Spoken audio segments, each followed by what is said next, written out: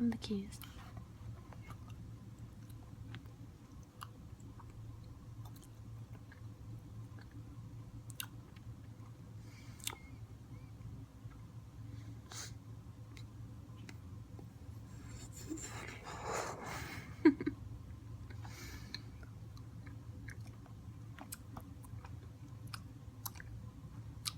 Boom. They knocked again. Dudley jerked awake. "Where's the cannon?" he said stupidly. There was a crash behind them, and Uncle Vernon came skidding into the room.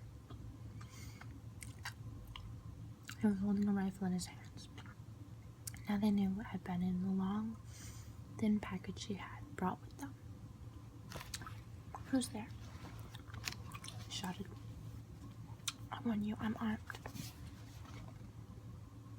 There was a pause. Then, smash.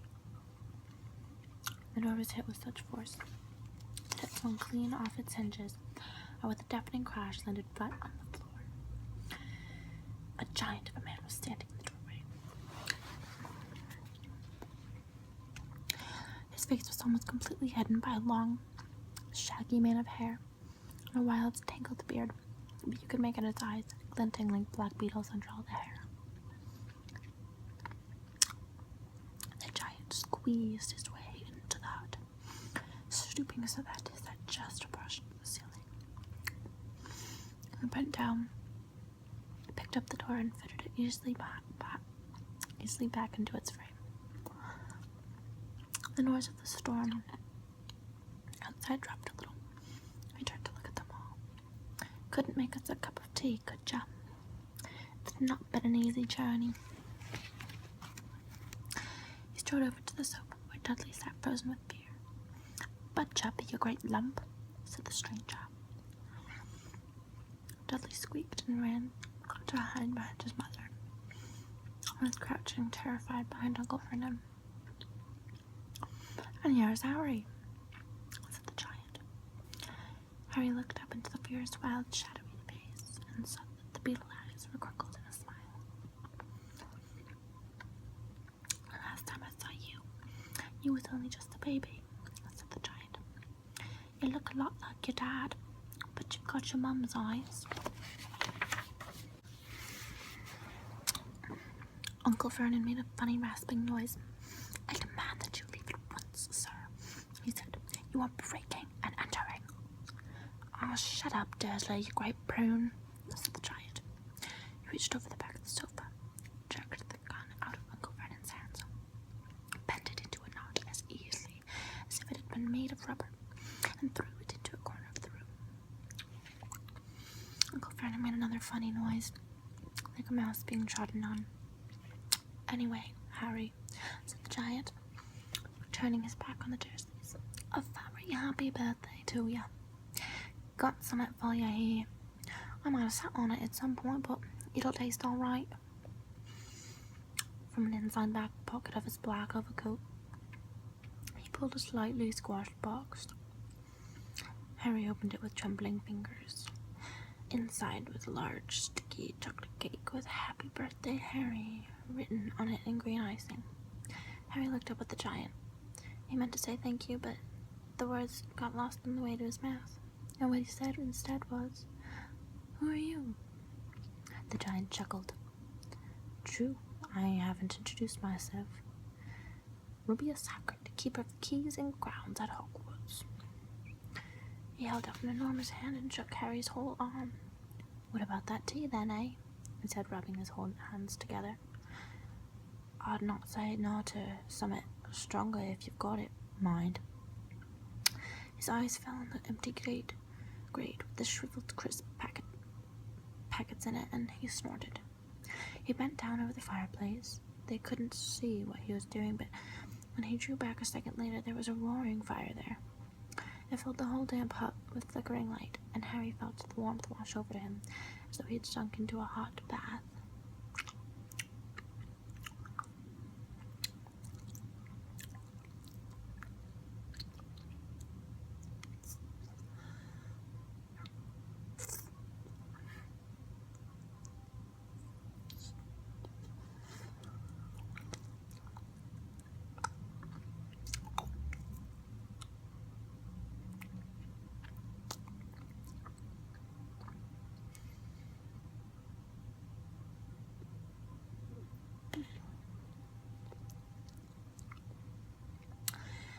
in the empty grate.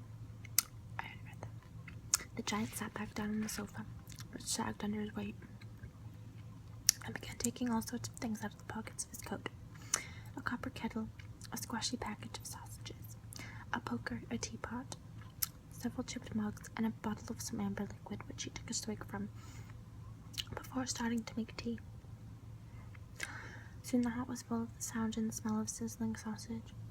Nobody said a thing while the giant was working, but as he set the first 6 fat, juicy, slightly burnt sausages from the poker, Dudley fidgeted a little.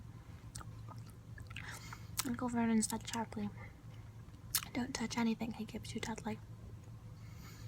The giant chuckled darkly. "Your great puddin' of a son don't need no fattening any more. Dursley, don't worry."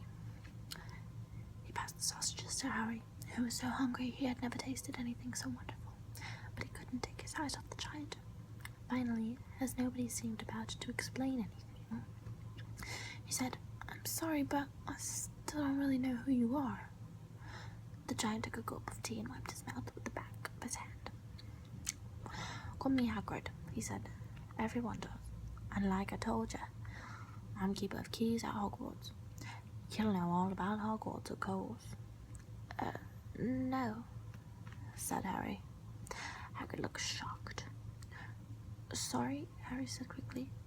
"Sorry?" barked Hagrid, turning to stare at the Dursleys,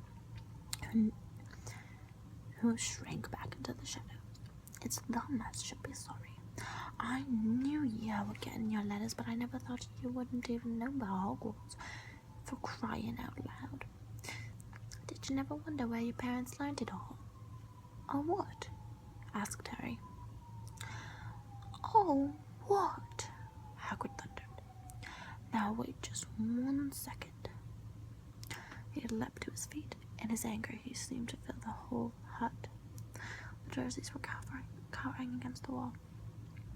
"Do you mean to tell me," he growled at the Dursleys, "that this boy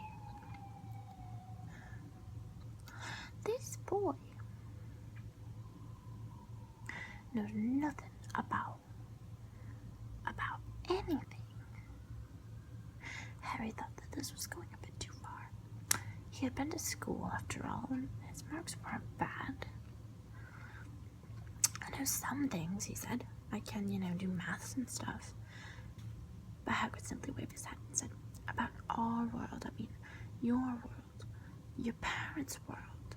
"What world?" Hagrid looked as if he was about to explode. "Dursley," he boomed. Uncle Vernon, who had gone very, very pale, whispered something that said, like, "Mimble Wimble." Hagrid stared wildly at Harry. "But you must know about your mum and dad," he said. "I mean, they're famous. You're famous." "What? My mum and dad weren't famous, were they?" "You don't know. You don't know." Hagrid ran his fingers through his hair, fixing Harry with a bewildered stare. "You don't know what you are?" he said finally. Uncle Vernon suddenly found his voice. "Stop," he commanded. "Stop right there, sir. I forbid you to tell the boy anything." A braver man than Vernon Dursley would have quailed under the furious look Hagrid now gave him. When Hagrid spoke, his every syllable trembled with rage. "You never told him what was in the letter Dumbledore left for him." "I was there. I saw Dumbledore leave it, Dursley, and you kept it from him all these years." "Kept what from me?" said Harry eagerly. "Stop! I forbid you!" yelled Uncle Vernon in a panic. Aunt Petunia gave a gasp of horror. "I'll go boil your heads, both of you," said Hagrid. "Harry, you're a wizard."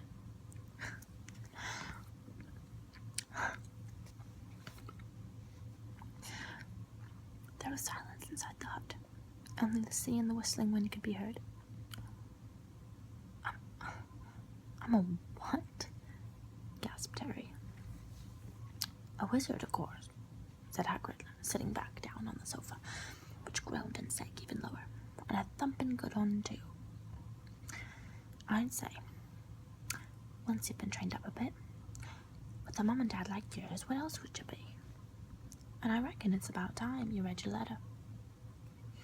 Harry stretched out his hand at last to take the yellowish envelope, addressed in emerald green to Mr. H. Potter, the floor, out on the rock, the sea. He pulled out the letter and read, Hogwarts School of Witchcraft and Wizardry.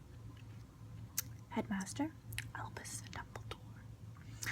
Order of Merlin, First Class, Grand Sorcerer, Chief Warlock, Supreme Mugwump, International Confederation of Wizards. Dear Mr. Potter, we are pleased to inform you that you have a place at Hogwarts School of Witchcraft and Wizardry. Please find enclosed a list of all necessary books and equipment. Term begins on 1st of September. We await your L by no later than 31st of July. Yours sincerely, Minerva McGonagall, Deputy Headmistress. Questions exploded inside Harry's head like fireworks, and he couldn't decide which to ask first.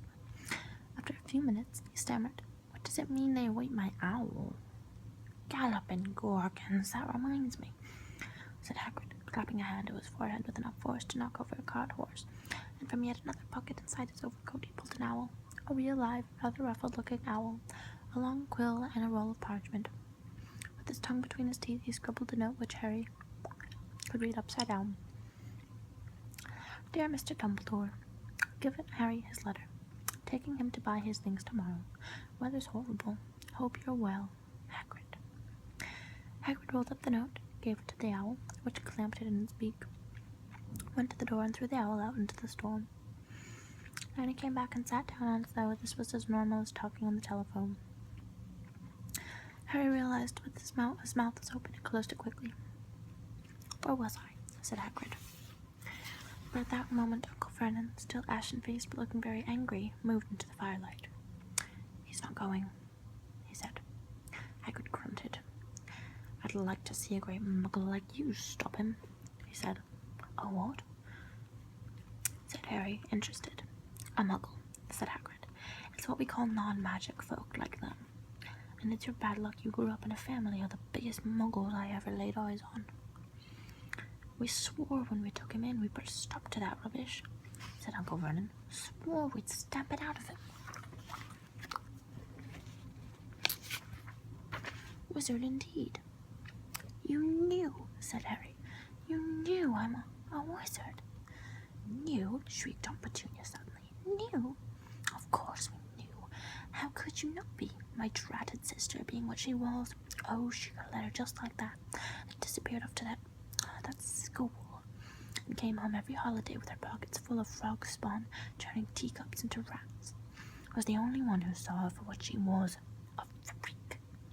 But for my mother and father, oh no, it was Lily this and Lily that. They were proud of having a witch in the family. She stopped to draw a deep breath and then went ranting on. It seemed she'd been wanting to say all this for years. Then she met that Potter at school, and they left and got married and had you, and of course I knew you'd be just the same, just as strange, just as abnormal, and then, if you please, she went and got herself blown up, and we got landed with you. Harry had gone very white. As soon as he found his voice, he said, blown up. You told me they died in a car crash. Car crash? Roared Hagrid, jumping up so angrily, with the Dursleys scuttled back to their corner. How could a car crash kill Lily and James Potter? It's an outrage, a scandal. Harry Potter not knowing his own story when every kid in our world knows his name. But why? What happened? Harry asks urgently. The anger faded from Hagrid's face. He looked suddenly anxious. I never expected this, he said in a low, worried voice. I had no idea when Dumbledore told me there might be trouble getting hold of you. How much you didn't know. Harry, I don't know if I'm the right person to tell you, but someone's gotta. You can't go off to Hogwarts not knowing. He threw a dirty look at the Dursleys. Well, it's best you know as much as I can tell you. Mind, I can't tell you everything. It's great mystery parts of it. He sat down and stared into the fire for a few seconds and then said, It begins, I suppose, with person called... It's incredible you don't know his name. Everyone in our world knows. Who? Well, I don't like saying the name if I can help it. No one does. Why not? Gulping gargoyles, Harry. People are still scared. Blimey, this is difficult. See, there was this wizard who went bad. As bad as you could go. Worse. Worse than it worse. His name was... Hagrid gulped, but no words came out. Could you write it down? Harry suggested. Nah, I can't spell it. All right. Voldemort. Hagrid shuddered. Don't make me say it again. Anyways, this wizard, about 20 years ago now, started looking for followers. Got him too. Some were afraid, some just wanted a bit of his power, because he was getting himself power all right. Dark days, Harry. Didn't know who to trust, didn't get friendly with strangers, wizards, or witches, and terrible things happened. He was taken over. Of course, some stood up to him, and he killed him, horribly. One of the only safe places left was Hogwarts. Reckon Dumbledore was the only one you knew who was afraid of. I didn't dare try taking the school, not just then anyway. Now, your mom and dad were as good as a witch and wizard as I ever knew. Head boy and girl at Hogwarts in their day. Suppose the mystery is why you know who never tried to get him on his side before. Probably they were too close to Dumbledore to want anything to do with the dark side. He thought he could persuade him. Maybe he just wanted him out of the way. All anyone knows is he turned up in the village where you was all living on Halloween 10 years ago. He was just a year old. He came to your house and Hagrid suddenly pulled out a very dirty spotted handkerchief and blew his nose with a sound like a popcorn. Sorry, he said. Sad. I knew your mom and dad and nicer people you couldn't find. Anyway, you know who killed him. And then is this real mystery of the thing. He tried to kill you too. Wanted to make a clean job of it, I suppose, or maybe he just liked killing by then. But he couldn't do it. Never wondered how you got that mark on your forehead. That was no ordinary cut. That's what you get when a powerful evil curse touches you. Took care of your mom and dad and your house even. But it didn't work on you, and that's why you're famous, Harry. No one ever lived after he decided to kill him. No one except you. And he'd killed some of the best witches and wizards of the age. The McKinnons, the Bones, the Pruitts. And you was only a baby, and you lived.